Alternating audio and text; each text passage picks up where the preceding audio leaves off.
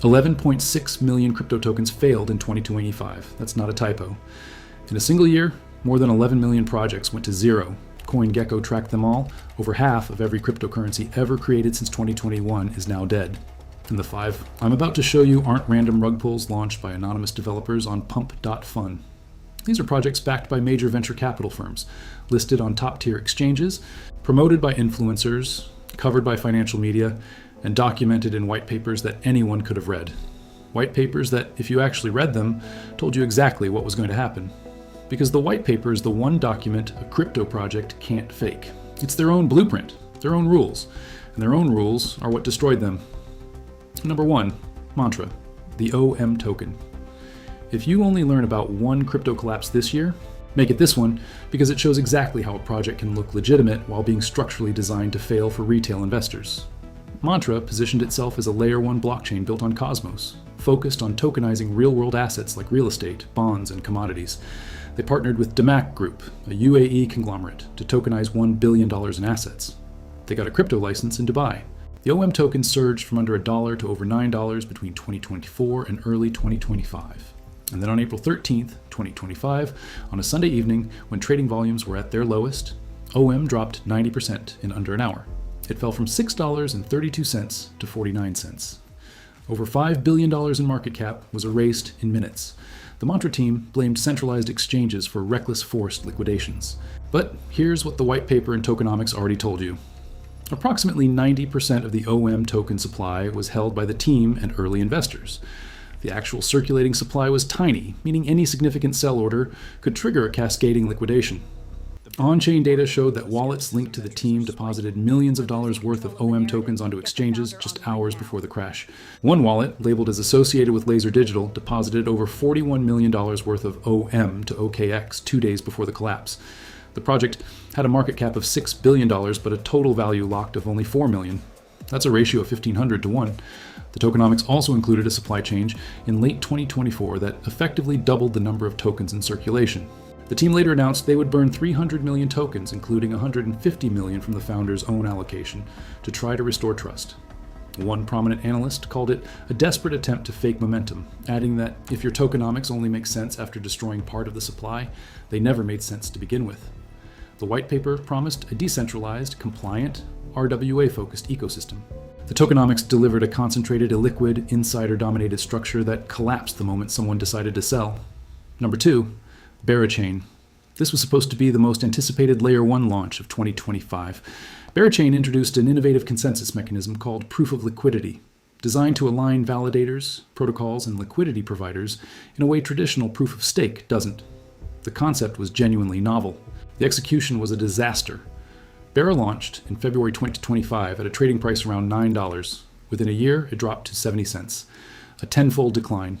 TVL surged to $3.3 billion in the first 2 months, and then collapsed over 90% to 180 million. Monthly active users fell 85% from 2.2 million to 330,000. What happened? Read the tokenomics. Private placement investors received 34% of the total token supply. Early contributors got nearly 17%. Together, the team and investors controlled over 51% of all BERA tokens. Early investors entered at 82 cents per token and saw 10 to 15 times returns before retail even got access. The airdrop, which was marketed as retail first, concentrated almost 45% of distributed tokens in holders of Bong Bear's NFT collections, a small group of insiders. Only 13% went to active testnet users and community members. The foundation's own founder, known as Smokey, later admitted publicly that if given another chance, he would not have sold so many tokens to VCs. Brevin Howard's Nova Fund even held a contractual right to demand a full $25 million refund before February 2026, meaning VCs had a guaranteed exit while retail had none. The project had mass layoffs, its lead developer departed, and the network had to be paused in November 2025 due to a balancer protocol vulnerability. The community started calling it the ultimate fraud L1. The white paper described a revolutionary DeFi native blockchain. The token allocation chart described a VC extraction vehicle. Number 3, Movement Labs, the Move token. Movement was an Ethereum scaling solution built on MoveVM, the programming language developed by Meta's abandoned Diem project. It launched in December 2024 with slick marketing, prominent exchange listings, and a narrative about being a next-generation rollup. Within months, it became a case study in opaque deal-making. Reports revealed that Movement Labs handed approximately 66 million Move tokens, about 5% of the total supply, and worth $38 million at the time, to a market maker linked to Web3port through an intermediary. The purpose of market makers in crypto is to provide liquidity and maintain orderly trading. But the terms of this deal were never disclosed to the community. And the structure raised serious questions about whether insiders were using market-making agreements to extract value rather than provide genuine liquidity. By mid-2025, the token had lost the majority of its value, and the project had become one of the most cited examples of how token deals negotiated behind closed doors can destroy a project's credibility faster than any technical failure. The white paper described an innovative technical architecture. The actual token distribution described a system where insiders negotiated different terms than the ones presented to retail buyers. Number 4, GameFi tokens. I'm grouping this as a category rather than a single project, because the pattern is identical across every major gaming token. GameFi was the second worst performing crypto narrative of 2025, down 75% across the category according to CoinGecko. Its share of investor interest fell from 3.7% in 2024 to just 1.3%. Established names like Axie Infinity's AX, Gala Games Gala, and the Sandbox's Sand remain deeply underwater from their prior cycle highs. New launches in 2025 showed the same pattern. A brief token spike on launch day followed by rapid decline as user retention stayed low and token emissions outpaced demand. Here's what the white papers across GameFi projects consistently reveal. First, the play-to-earn economic model requires a constant inflow of new players to sustain token value for existing players. When new player growth stalls, the token economics collapse because there aren't enough new buyers to absorb the emissions being paid out as rewards. This is a structural feature of the white paper, not a bug. Second, virtually every GameFi white paper allocates between 30 and 50% of tokens to the team, advisors, and early investors with vesting schedules that begin unlocking 12 to 18 months after launch, precisely when the initial hype has cooled and retail holders are most vulnerable. Third, the games themselves are mediocre. Players tolerate low-quality gameplay only as long as they're making money. The moment the tokens decline in value, there's no reason to keep playing, and the user base evaporates. This isn't speculation. DeFi lemma data and on-chain metrics confirm that GameFi DApp usage dropped in lockstep with token prices throughout 2025. The white papers describe vibrant digital economies. The on-chain data describes exit liquidity. Number 5, AI tokens. This is the category that should terrify you because the narrative is still running hot. AI was the second most popular crypto narrative in 2025, but AI tokens posted average returns of negative 50%. According to data compiled by Crypto Presales, AI tokens lost roughly 75% of their combined value year over year, wiping out an estimated $53 billion. December 2025 alone erased nearly $10 billion. The gap between popularity and performance was the widest in the entire crypto market. Here's why, and the white papers explain it perfectly.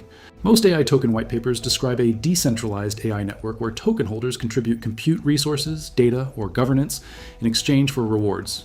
The problem is that the actual AI work is being done by centralized companies like OpenAI, Google, and Anthropic, which don't need tokens, don't need blockchains, and are already years ahead in model development and deployment. The tokens are essentially financial wrappers around a narrative. They don't provide meaningful decentralized compute, they don't train competitive models, they don't have enterprise customers at scale. What they do have is a white paper that sounds credible because AI is real and important, attached to a token that exists primarily to let early investors monetize retail enthusiasm for the concept. When the AI hype cools even slightly, there's nothing underneath to support the price. That's exactly what happened in 2025, and it'll happen again to every AI token that can't demonstrate actual product market fit, independent of the token price. So here's the thread connecting all 5. Every one of these projects launched with a white paper that described a revolutionary vision. Tokenized real-world assets, novel consensus mechanisms, next-generation scaling, play-to-earn economies, decentralized artificial intelligence. The visions were grand. The tokenomics were designed for extraction. The white papers themselves contained every red flag an investor needed to see. Supply concentration in the hands of teams and VCs. Vesting cliffs that unlock tokens into declining markets. Market-making deals structured behind closed doors. Economic models that depended on infinite growth to sustain value. And in every single case, the people who read the white papers before buying would have seen exactly what was coming. Over 50% of all crypto tokens ever created are now dead. The survivors aren't the ones with the best narratives, they're the ones with the best fundamentals. And fundamentals start with the white paper. Read it, all of it. Not the summary on Twitter, not the explainer video by someone who's getting paid to promote it. the actual document. Because the white paper doesn't lie. It just assumes you won't read it.